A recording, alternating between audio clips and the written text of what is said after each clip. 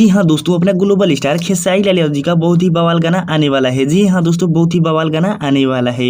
इस गाने की पूरी जानकारी हम देने वाले हैं, तो बने रहिए हमारे साथ। तो जी हाँ दोस्तों, खेसारी लाल यादव के बवाल धमाल गाने का नाम है देवघर घुमा दी। जी हाँ दोस्तों, देवघर घुमा दी। ये सॉन्ग कांवड़ गीत के साथ साथ बहुत ही बवाल गाना होने वाला है। इस गाने में अपना खेसारी लाल यादव जी काफी बवाल लुक में दिखाई दे रहे हैं। जी हाँ दोस्तों, इस गाने में खेसारी लाल यादव जी काफी बवाल लुक में दिखाई दे रहे हैं।